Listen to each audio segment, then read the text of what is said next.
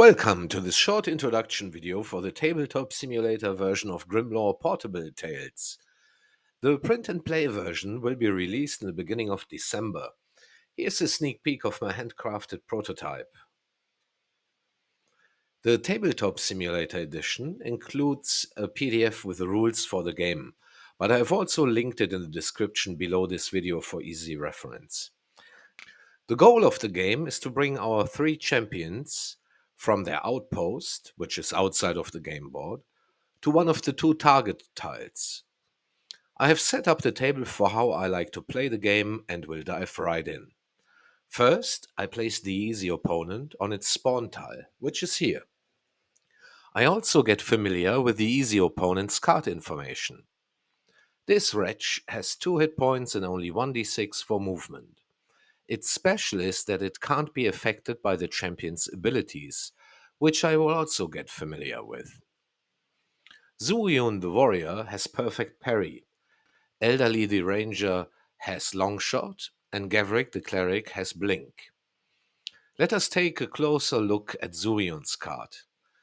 The ability table shows the name of the ability in the first column, the energy cost in the second column, the effect description in the third column, and the experience point cost to acquire the ability in the fourth column. If there is no number in this column, the champion starts the game with this ability. The second table shows the items that the champion can acquire with gold. The first column shows the name of the item, the second column shows the energy cost to activate the item, the third column shows the item's effect description, and the fourth column shows the gold cost of the item. Items can be bought in settlements and the caravan tile event. Every character starts the game with 1 energy token, which I place near their card. It is now time to shuffle the main game decks, the tile types deck, the wilderness events deck, the dungeon events deck, and the opponent's spawn deck.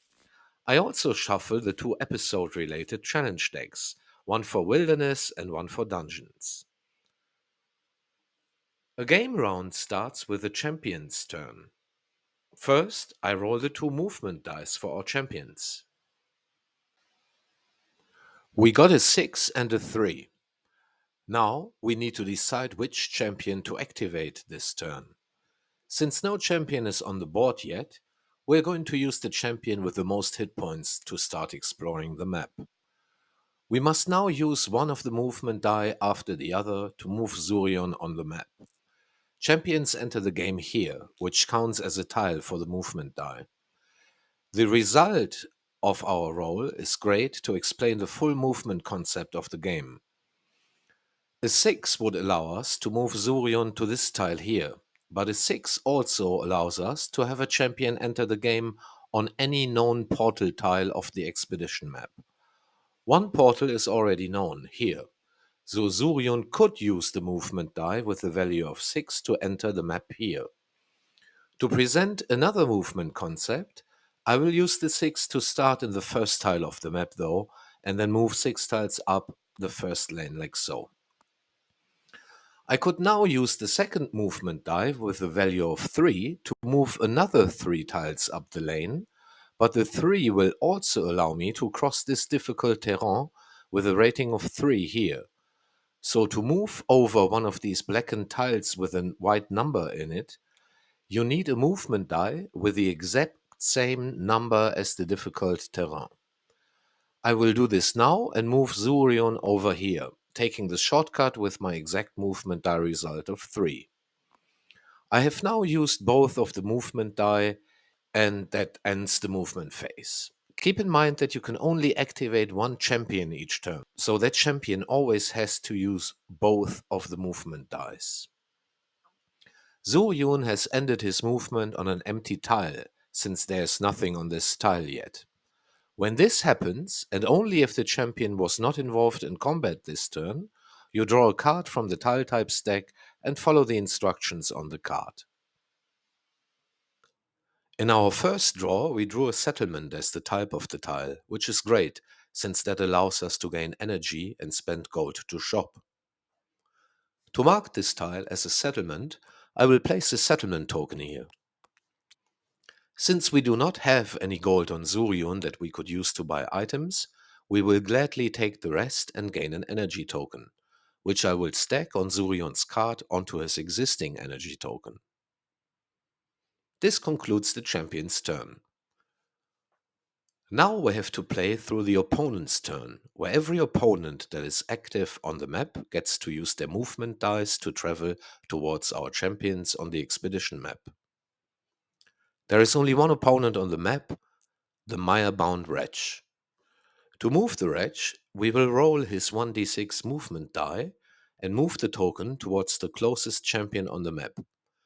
Opponents can also use their movement die to move over difficult terrain if the number on the die matches the rating of the difficult terrain, just like champions. And this concludes the opponent's turn, which concludes the first game round. We will start the second round with the champion's turn, rolling our 2 movement dice. And we get a 4 and a 1. Now we have to choose which champion to activate this turn. We will use Zurion again. Using the movement die with the value of 4, we will move him down the lane right next to the easy opponent. And using our second movement die with a value of 1, we move onto the wretch, attacking it. When we attack an opponent with a champion, we place a damage token onto the opponent's card. If the number of damage tokens on the opponent is equal to their maximum hit points, the opponent has been defeated. Defeated opponents are taken from the map, but they might be respawned later. The easy opponent is an exception. They are always on the map, so even if this wretch receives 2 points of damage, it will not leave the map, but just respawn on the easy opponent's spawn tile with a token flipped and damage tokens removed. The champion will still gain the loot of the opponent for defeating it. If they still have more hit points than damage, like in our case, their token is flipped and placed back onto the starting tile. The wretch only has 1 damage, so we flip its token and place it back on its spawn tile here. Zurion also gains an experience points token for attacking the wretch, which we place on his card.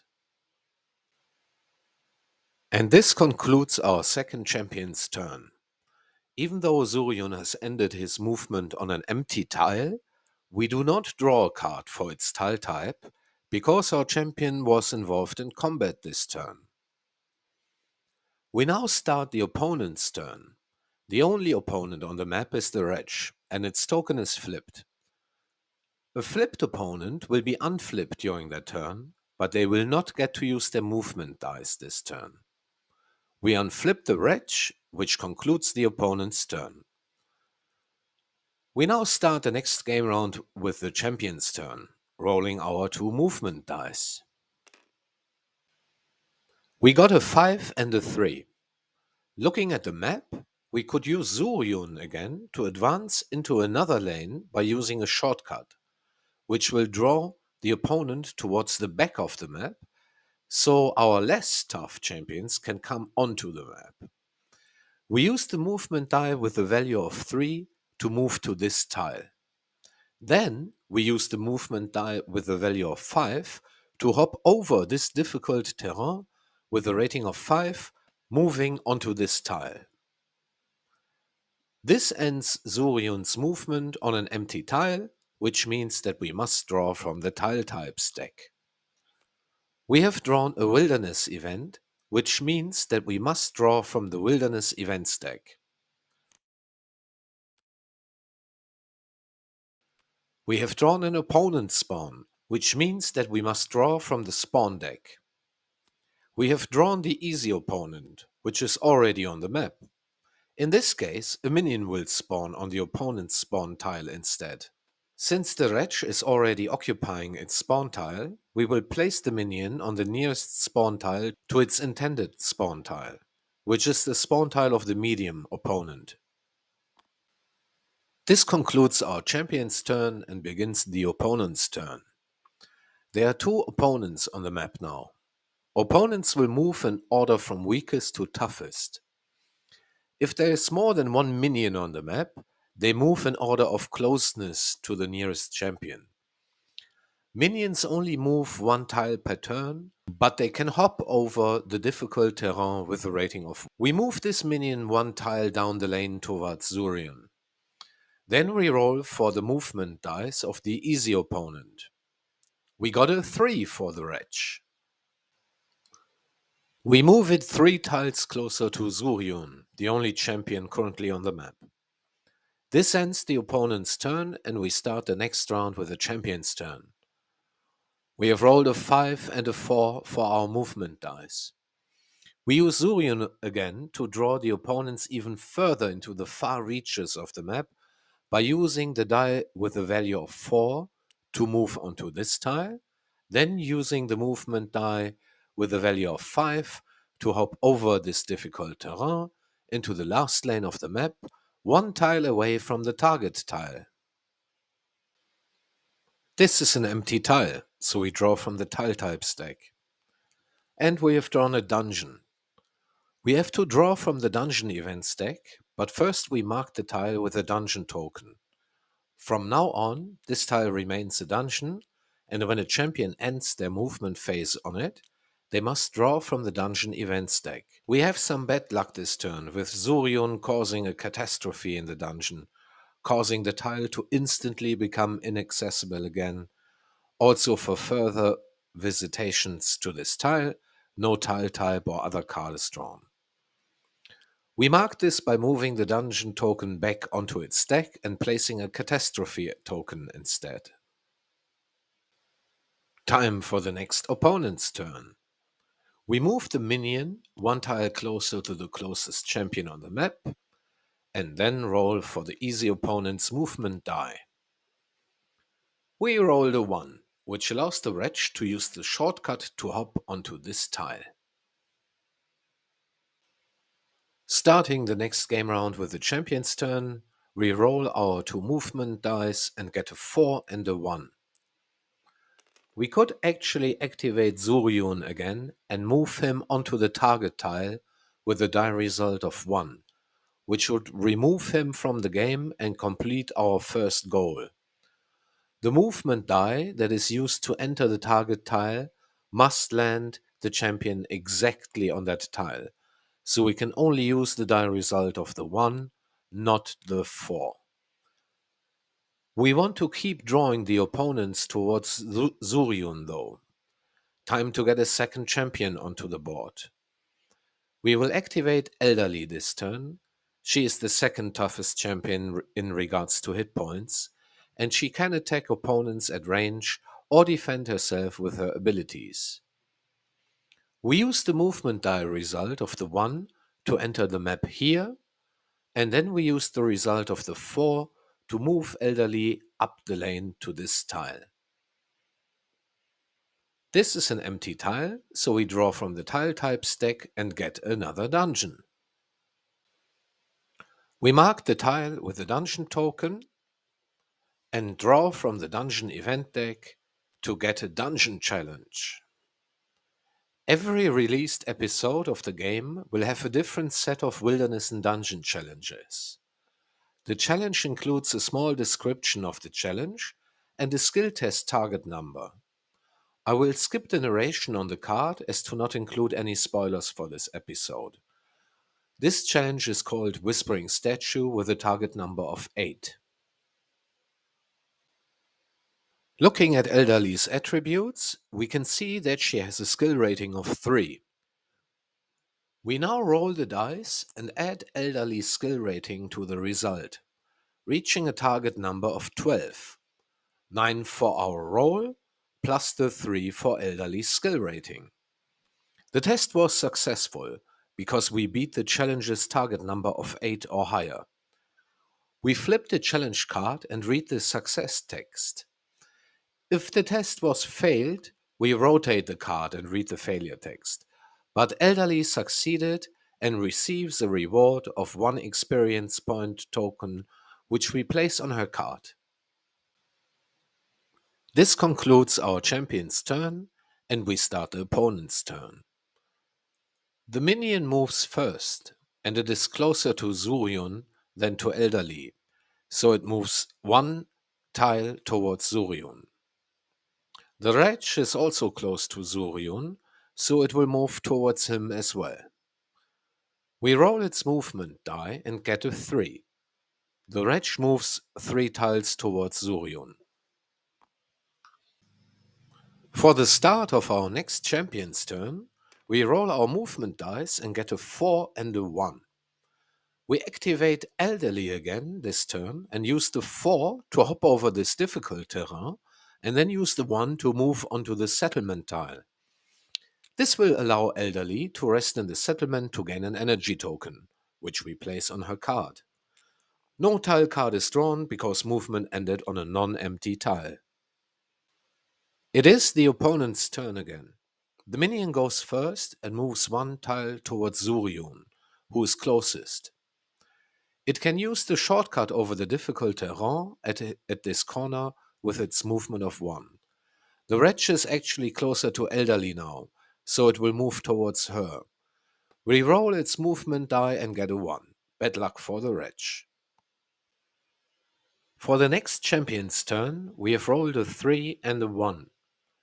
We'll activate Elderly again and use the 3 to hop over the shortcut and the 1 to move onto the dungeon tile. This ends her movement on the dungeon, so we have to draw from the dungeon event deck. We draw the last card of this deck, and it is a hoard that Elderly found. She receives 2 gold tokens and 1 experience token, which we place on her card. Since this was the last card of the dungeon event deck, we take the deck and shuffle it, using the shuffled deck as our new dungeon event deck.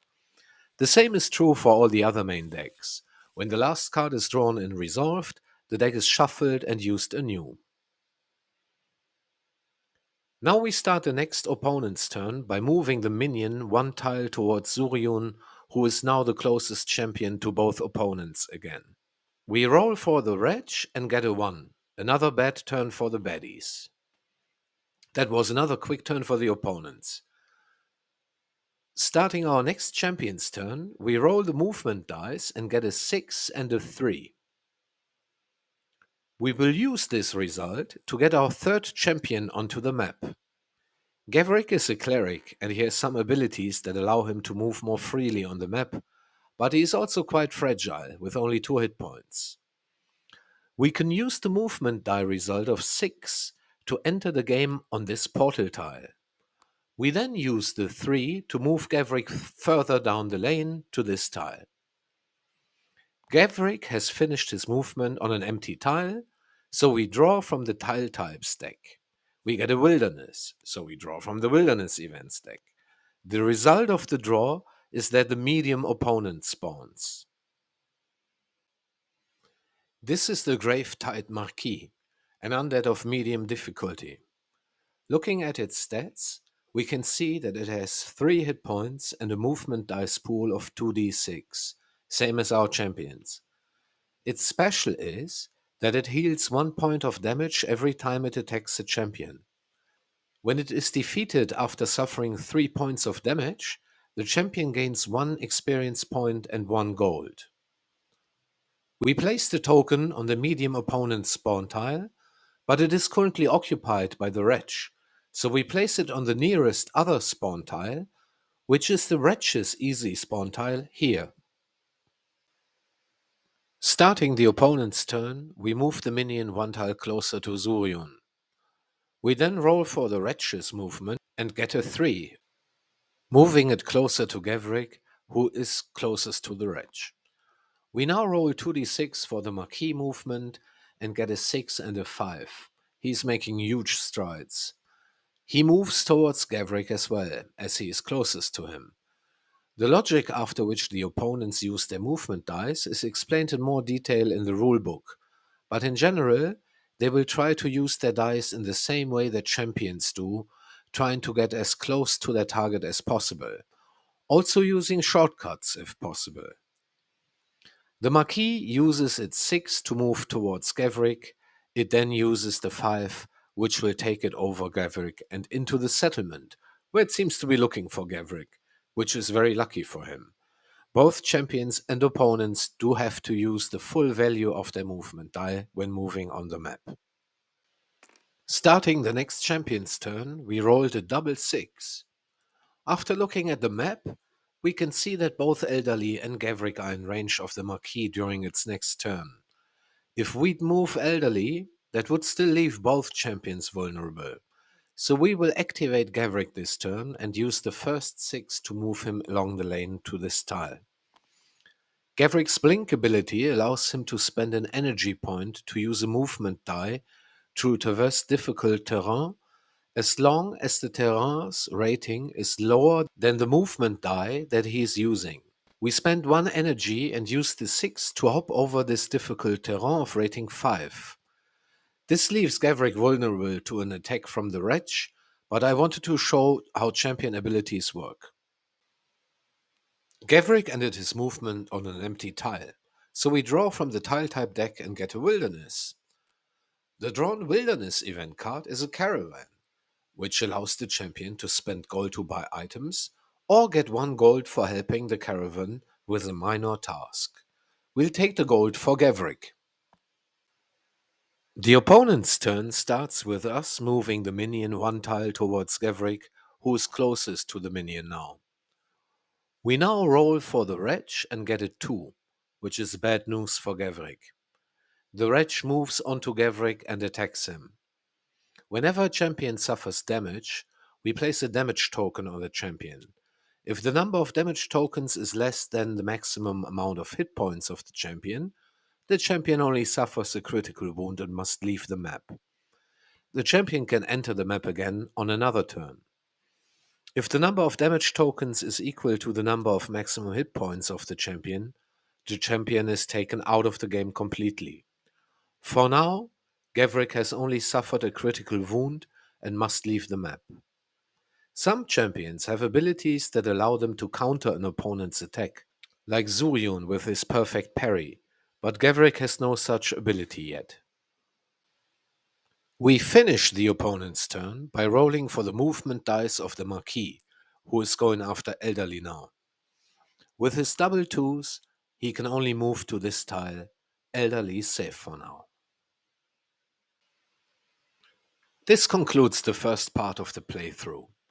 I have covered a lot of mechanics and will continue the playthrough on another day. If you play the Tabletop Simulator module and have questions or feedback about the game, then please leave a comment on this video or join our Discord server to discuss with me directly. Have fun and see you next time.